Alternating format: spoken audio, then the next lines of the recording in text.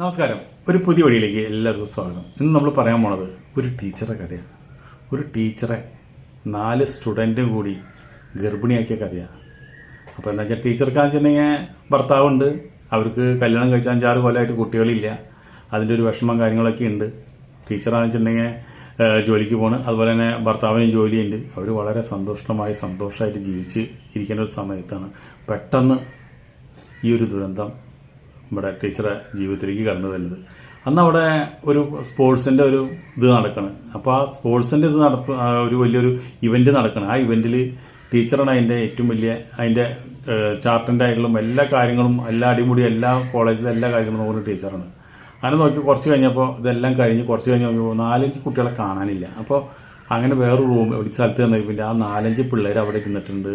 കണ്ടമാനം മദ്യപിക്കിന്, സെർട്ട് വലിക്കുന്നു. അങ്ങനെ ടീച്ചർ ചെന്നു. അവിടെ ടീച്ചർ എന്നോട് അവർ ടീച്ചർ കണ്ടോടിയിട്ട് ആകെ പഴിച്ചു. അപ്പോൾ ചോദിച്ചു, എന്താ ടീച്ചർ ഇവിടെ? പറഞ്ഞു, ഞാൻ നിങ്ങളെ അന്വേഷിച്ച് വന്നതാ, നിങ്ങളെന്താ അവിടെ നിങ്ങൾ എന്നോട് പറയാണ്ടിട്ട് പോകുന്നതെന്ന് പറഞ്ഞു. അല്ല ടീച്ചറെ, നമ്മളെ ടീം ജയിച്ചതിൻ്റെ ഒരു എൻജോയ്മെൻ്റ് എന്ന് പറഞ്ഞു. എന്നാൽ ടീച്ചർ ചോക്ലേറ്റ് കഴിക്കണ്ടോ എന്ന് ചോദിച്ചു. അങ്ങനെ ചോക്ലേറ്റ് കൊടുക്കണം. അപ്പോൾ അവർ തരണമായില്ലെന്നിട്ട് ടീച്ചർ ചോക്ലേറ്റ് കഴിച്ചോടുകൂടി ടീച്ചർ അപ്പം തന്നെ ബോധം കിട്ടുകയും ചെയ്തത്. ഇവരിത് വേറൊരു സ്ത്രീക്ക് അവിടെ പഠിച്ച ഒരു സ്റ്റുഡൻസിന് കൊടുക്കാൻ വേണ്ടി റെഡിയാക്കി ആ പെൺകുട്ടീനെയും കാത്തിരിക്കുകയാണ്. ആ പെൺകുട്ടി വന്നില്ല. ആ വലയിലേക്ക് ഈ ടീച്ചറെ വന്ന് ചാടി. അങ്ങനെ ടീച്ചറെ ഒരു ബലാത്സംഗം ചെയ്യാം. ഓർമ്മയില്ലാണ്ട് കിടക്കല്ലേ. അങ്ങനെ 4 പേരും മാറി ബലാത്സംഗം ചെയ്തിട്ട് അവർ അതൊക്കെ കുറച്ച് വീഡിയോയിലും പകർത്തി. അങ്ങനെ അവർ അവിടെ നിന്ന് സ്ഥലം വിട്ടു. കുറേ കഴിഞ്ഞപ്പോൾ ഈ ബോധം വന്നപ്പോൾ ടീച്ചറുടെ മേത്ത് നൂല് വസ്ത്രമില്ല. ടീച്ചർക്ക് മനസ്സിലായി അവർ പരിപാടി ചെയ്തുള്ള കാര്യങ്ങളെല്ലാം. ഇനിയിപ്പോൾ എന്താ ചെയ്യുക? വേഗം ഡ്രസ്സൊക്കെ എടുത്ത് മാറ്റി അങ്ങനെ കോളേജിൽ നിന്ന് പോകുക. അപ്പോൾ വാച്ച്മാൻ എന്താ ടീച്ചർ അത്ര വൈകിയേ? അപ്പോൾ ഒന്നും പറഞ്ഞില്ല. വേഗം വീട്ടിൽ ചെന്നവർക്ക് സമാധാനമില്ല. ഹസ്ബൻഡിനോട് പറയാൻ പറ്റുന്നില്ല. ഇവളാകെ വിഷമിച്ചു. ഇനിയിപ്പോൾ എന്താ ചെയ്യുക നമുക്ക്? ഇനിയിപ്പോൾ ഇവർ വീഡിയോ എടുത്തുണ്ടോ, അതിന് അപ്ലോഡിലിടുമോ, അതുപോലെ നെറ്റിൽ വരുമോ? ഇവൾ പിറ്റേ ദിവസം ഗൂഗിളിലും കാര്യങ്ങളൊക്കെ ദിവസം സെർച്ച് ചെയ്യാൻ തുടങ്ങി. പക്ഷെ അവിടെ ഒന്നും കാണാനില്ല. അങ്ങനെ ഇരിക്കുന്ന സമയത്താണ് ഇടിവെട്ട് പോലെ ഇവള് മനസ്സിലാക്കണത് ഇവള് ഗർഭിണിയാണെന്നുള്ളത്. അങ്ങനെ ഇവള് നേരിട്ട് പോയി ഡോക്ടറെ കണ്ടപ്പോൾ ഡോക്ടർ പറഞ്ഞു ഗർഭിണിയാണെന്ന് പറഞ്ഞു. അപ്പോൾ ഡോക്ടറോട് ഇവള് പറഞ്ഞു, എനിക്ക് ഗർഭം വേണ്ട, എനിക്ക് ആലസ്യം. അപ്പോൾ ഡോക്ടർ, നീ എന്താ ഈ പറയണത്? 4-5 കൊല്ലമായി കല്യാണം കഴിഞ്ഞിട്ട്, അപ്പോൾ നിനക്കൊരു ഇങ്ങനെ ഒരു കുട്ടി ഉണ്ടാകുമ്പോൾ നീ എന്താ അത് കളയാന്ന് പറഞ്ഞത്? അല്ല ഡോക്ടറെ, ഇപ്പോൾ ജോലിയിലും കുറേ പ്രശ്നങ്ങളൊക്കെ ഉണ്ട്, അതുകൊണ്ടത് വേണ്ടാന്നൊക്കെയാണെന്ന് പറഞ്ഞു. അങ്ങനെ അവൾ അവിടെ നിന്ന് പോന്നു. ഡോക്ടർ എന്നിട്ട് ഈ ഭർത്താവിനെ വിളിച്ച് ചോദിച്ചു, എന്താ നിങ്ങൾക്ക് ആ ഗർഭിണിയാന്ന് വെച്ചിട്ട് ആ കുട്ടികളെ കളയണമെന്ന് പറഞ്ഞത്? അപ്പോൾ ഗർഭിണിയാന്നുള്ള കാര്യം ഭർത്താവിനോട് പറഞ്ഞിട്ട് പോലുമില്ല. അപ്പോഴെ ഡോക്ടർ വിളിച്ച് പറയുമ്പോഴാണ് ഭർത്താവ് അറിയണത്. ഇവളെ വിളിച്ച് ചോദിച്ചു, എന്താണ് പ്രശ്നം?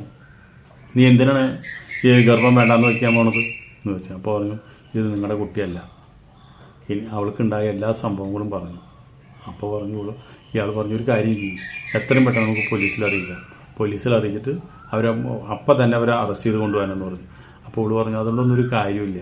ഇന്നത്തെ കാലത്ത് ഇങ്ങനെയുള്ളൊരു കേസ് പോലീസുകാർക്ക് കിട്ടുക, അത് 4-5 ദിവസം ആഘോഷിക്കാൻ ചാനലുകാർക്കും, അതുപോലെ തന്നെ നമ്മുടെ ഭാവിയും നമ്മുടെ ജീവിതമാണ് നഷ്ടപ്പെടുന്നത്. 4 ആൾക്കാർ അറിഞ്ഞാൽ നമുക്ക് മോശം. അപ്പോൾ അതുകൊണ്ട് ഇതിന് ഞാൻ തന്നെ മറുപടി കൊടുത്തോളാം എന്ന് പറഞ്ഞു. അപ്പോൾ ഭർത്താവ് പറഞ്ഞു, എന്തായാലും നീ അബോർഷൻ ചെയ്യുമെന്ന് പറഞ്ഞു. അങ്ങനെ അബോർഷൻ ചെയ്ത് അത് കളഞ്ഞിട്ട് ഇവിടെ എന്തെന്ന് വെച്ചിട്ടുണ്ടെങ്കിൽ ഇനി ഈ 4 പേര് ഇനി ഇതുപോലെ ഒരാളെയും വഞ്ചിക്കരുത്, ചതിക്കരുത്, അതിന് വേണ്ടിയിട്ടുള്ള പരിശ്രമങ്ങളായി ഇവിടെ വെച്ചിട്ടുണ്ടെങ്കിൽ ഇവരെവിടെയാണ്, ഇവർ കോളേജ് കഴിഞ്ഞിട്ട് കൂടിയിട്ട് പിന്നെ ഇവരെവിടെയാണ് എന്താണെന്ന് ഒരു പിടുത്തമില്ല. അങ്ങനെ നിൽക്കുമ്പോഴാണ് ഫേസ്ബുക്കിൽ ഒരാളെ പറ്റിയിട്ട് ഒരു പിടുത്തം കിട്ടുക. അപ്പോൾ അങ്ങനെ അയാളുടെ അനിയൻ്റെ കല്യാണമാണ് എന്ന് പറഞ്ഞിട്ട് എല്ലാവർക്കും ഒരു ഇൻവിറ്റേഷൻ ഇട്ടുണ്ടായിരുന്നു ഫേസ്ബുക്കിൽ. അത് കണ്ടിട്ട് ഇവള് ചെന്നയ്യോ പിന്നെ അവൻ കണ്ടോട്ട്, ടീച്ചർ എന്താ ഇവിടെ? പറഞ്ഞു, നീയല്ലേ ഫേസ്ബുക്കിൽ എല്ലാവരോടും വരാൻ പറഞ്ഞിട്ട് ഇൻവിറ്റേഷൻ ഇട്ടത്, അപ്പം ഞാൻ വന്നാന്ന് പറഞ്ഞു. അങ്ങനെ അവനായിട്ട് അപ്പം എന്തായാലും ടീച്ചർ വന്നു, വലിയ സന്തോഷമെന്ന് പറഞ്ഞിട്ട് എല്ലാവരും പരിചയപ്പെടുത്തി കൊടുത്തു. എന്നിട്ട് പറഞ്ഞു, ടീച്ചർ പറഞ്ഞു, നിൻ്റെ മറ്റേ കൂട്ടുകാരൊക്കെ എവിടെ എന്ന് ചോദിച്ചു. പറഞ്ഞു, അവരിപ്പോൾ എവിടെയാണെന്ന് എനിക്കൊന്നും അറിയില്ല, ഞങ്ങളായിട്ട് കണക്ഷനൊന്നുമില്ല, അപ്പോൾ കല്യാണത്തിനൊന്നും വിളിച്ചിട്ടില്ല അവരൊന്നും എവിടെയാണെന്ന് അതൊക്കെ പോറില്ലാന്ന് തോന്നുന്നുണ്ടെന്ന് പറഞ്ഞു.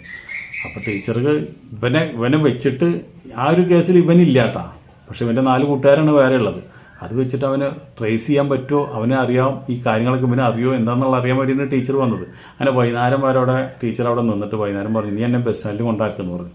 അപ്പോൾ അങ്ങനെ കാറിൽ ബസ് സ്റ്റാൻഡിൽ കൊണ്ടാക്കാനായിട്ട് ബസ് സ്റ്റാൻഡിൽ എത്തിയിട്ട് കാറിൽ നിന്ന് പോകുമ്പോൾ പറഞ്ഞു, അതേ ഞാൻ പോയിട്ട് ബസ് ഉണ്ടോ എന്ന് നോക്കട്ടെ, ബസ് ഇല്ലെങ്കിൽ നീ എന്നെ വീട്ടിൽ കൊണ്ടാക്കേണ്ട ഒരു കൂട്ടാന്ന് പറഞ്ഞു. ആ ടീച്ചർ പോയി നോക്കുമെന്ന് പറഞ്ഞു. അപ്പോൾ ടീച്ചർ എന്താണെന്ന് വെച്ചിട്ടുണ്ടെങ്കിൽ ബാഗ് കാറിൽ തന്നെ വെച്ചിട്ട് സ്റ്റാൻഡിൽ പോയി.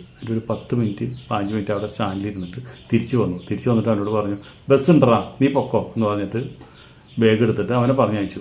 അവൻ പറഞ്ഞയച്ചപ്പോൾ എന്ന് വെച്ചിട്ടുണ്ടെങ്കിൽ റെക്കോർഡിങ് വെച്ചിട്ടുണ്ടായിരുന്നു. അപ്പോൾ ഇവനതറിയില്ല.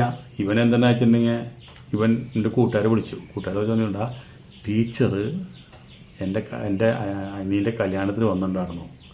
അപ്പോൾ ടീച്ചർ നിങ്ങളെക്കുറിച്ച് അന്വേഷിച്ചു.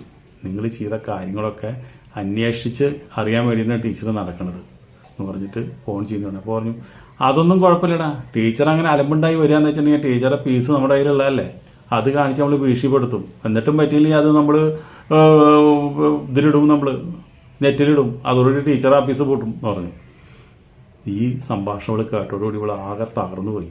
ഇവിടെ പിന്നെ ഇനി എത്രയും പെട്ടെന്ന് ഇവരെ പിടിക്കണം എന്നുള്ള നിലയിലായി. അങ്ങനെ ഇവരെ ഫേസ്ബുക്ക് നോക്കണം. ഇവരെ 4 പേരുടെ പേരിലും ഫേസ്ബുക്ക് ഉണ്ട്. അപ്പോൾ അതൊക്കെ 4 പേരുടെ പേരിലും ഫേസ്ബുക്ക് കണ്ടോട് കൂടിയിട്ട് വേറൊരു അക്കൗണ്ടിൽ നിന്ന് ഇവൾ അവരായിട്ട് ചാറ്റ് ചെയ്ത് അപ്പോൾ ഒരു തന്നെ ചാറ്റ് ചെയ്ത് റെഡി ആയി വന്നു. അപ്പോൾ പറഞ്ഞു, അവൻ ചോദിച്ചു പരിപാടിക്ക് തരുമോ എന്ന് ചോദിച്ചു. അപ്പോൾ അവന് പരിപാടിക്ക് തരാം എന്ന് പറഞ്ഞുകൊണ്ട് ഒരു സ്ഥലത്തേക്ക് വരാൻ പറഞ്ഞ് അവനെ വരുത്തണം. അവനെ വരത്തോട് കൂടിയിട്ട് അങ്ങനെ ടീച്ചർ അവിടെ ചെല്ലണം. ടീച്ചർ എന്ന വഴിക്ക് ഇവനെ കണ്ടു.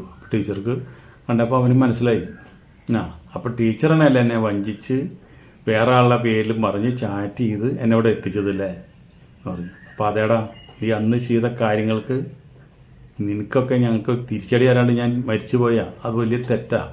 നീ ഇതുപോലെ തന്നെ പല പെൺകുട്ടികളെടുത്ത് നിങ്ങൾ ചെയ്യും. അതുകൊണ്ട് അതിന് നിങ്ങൾക്ക് തക്കതായ മറുപടി തന്നിട്ട് തന്നെ ഞാൻ ചെയ്യുന്നതെന്ന് പറഞ്ഞു. ഓരോരുത്തരായിട്ട് ഞാൻ നിന്നോട് ശരിപ്പെടുത്തണമെന്ന് പറഞ്ഞു. അപ്പോൾ പറഞ്ഞു ഞാൻ ഒരാളല്ല, ഞങ്ങളുടെ 3 പേര് ടീച്ചറാന്താ കൂടെ കിടന്ന 3 പേരുണ്ടെന്നല്ല, ഒരു 3 പേരും 4 പേരും കൂടി നിരന്നു നിന്നു. ടീച്ചർ എന്താ വിചാരിച്ചേ, ഞങ്ങൾ ടീച്ചറാണ്ട് വിളിച്ചാൽ ഞങ്ങൾ ഒറ്റയ്ക്കാണ്ട് വരുമെന്ന് വിചാരിച്ചാൽ. ടീച്ചറൊക്കെ ഞങ്ങൾക്ക് മനസ്സിലായി. അപ്പോൾ ടീച്ചർ പിന്നെ ഇതിൻ്റെ പിന്നാലെ നടക്കരുത്, ഈ വള്ളിക്കെട്ടും കൂടി ഇനി നടക്കരുത്. ടീച്ചറെ ആ എടുത്ത പീസുകളിലെ എല്ലാ മെമ്മറി കാർഡും ഞങ്ങളിതാ തരണം. ഇത് ഒരെണ്ണം പോലും ഞങ്ങൾ പകർത്തിയിട്ടില്ല. ഇത് ടീച്ചർക്ക് പരിശോധിക്കാം. ഞങ്ങളൊരു അന്നങ്ങനെ നടന്നു, അത് വേറെ ആൾക്ക് വെച്ചൊക്കെ എണി ടീച്ചർ ഒന്ന് ചാടിയെന്ന് മാത്രമേ ഉള്ളൂ. പക്ഷേ ഞങ്ങൾ കമ്പിയായി നിൽക്കുന്ന കാര്യത്തിൽ ടീച്ചറെ പിടിച്ച് പരിപാടി ചെയ്തു, അത്ര മാത്രമേ ഉള്ളൂ. അതുകൊണ്ട് ആ മെമ്മറി കാർഡൊക്കെ ഇവൾക്ക് കൊടുത്തു. ഇനി ടീച്ചറെ പൊക്കോ, ഇനി ഈ കാര്യം പറഞ്ഞുകൊണ്ട് ഞങ്ങളുടെ പിന്നാലെ വരരുത്, ഞങ്ങളിത് ഇവിടെ വെച്ച് അവസാനിപ്പിച്ചു എന്ന് പറഞ്ഞു. അങ്ങനെ ഇവിടെ പുറത്ത് പോകാൻ നിൽക്കണോടിയിട്ട് അവൾ അങ്ങനെ കുറച്ചട പോയപ്പോഴേക്ക് ഇവള് തിരിച്ചു വരിക. ഇവളാന്ന് വെച്ചിട്ടുണ്ടെങ്കിലോ രണ്ടും കൽപ്പിച്ചാൽ വന്നുകൊണ്ടത്. ഇവളുടെ കൂടെ ഇവൾ ഒറ്റയ്ക്കല്ല വന്നുകൊണ്ട് ഭർത്താവും ഉണ്ട്, ഭർത്താവിൻ്റെ കൂട്ടുകാരനും ഉണ്ട്. ഇവരൊക്കെ അറിഞ്ഞ് പ്ലാൻ ചെയ്തിട്ട് തന്നെയാണ് ഇവൾ വന്നിരിക്കുന്നത്. അങ്ങനെ ഭർത്താവും കൂട്ടുകാരനും വന്നിട്ട് ഇവരെ 4 എണ്ണത്തിനെ അങ്ങോട്ട് അടിച്ച് താർപ്പണാക്കി. ഇനി ഒരു പെണ്ണുങ്ങളെ കണ്ടു കഴിഞ്ഞാൽ ഒരണ്ടി പൊന്തരുത് എന്നുള്ള നിലയിൽ തന്നെ ഇവരെ 4 പേരെ അടിച്ചൊട്ടിച്ചു നാശകോശാക്കി. എന്നിട്ട് പറഞ്ഞു നിൻ്റെ പേരിലൊക്കെ കേസും കൊണ്ട് നടന്നു കഴിഞ്ഞാൽ ആ കേസ് നടക്കുമ്പോൾ തന്നെ ചിലപ്പോൾ നിങ്ങൾ 10 പെണ്ണുങ്ങളെ വേറെ നിങ്ങൾ പരിപാടി ചെയ്യും. ഈ ജീവിതത്തിൽ നിങ്ങൾ ഈ സാധനം കൊണ്ട് ഒരു പെണ്ണുങ്ങളെയും പരിപാടി ചെയ്യരുത്. ആ നിലയ്ക്ക് ഞങ്ങളാക്കി വെച്ചിട്ടുണ്ട്. നിങ്ങൾക്ക് ഇനി ഇത് സ്വപ്നം മാത്രമാണ് ബന്ധപ്പെടൽ. ഇതാണ് നിങ്ങൾക്കുള്ള ശിക്ഷ ഞാൻ തരുന്നത് എന്ന് പറഞ്ഞുകൊണ്ട് ഭർത്താവും ഭാര്യയും ഭർത്താവിൻ്റെ കൂട്ടുകാരും കൂടി അവിടെ നിന്ന് പോകണം.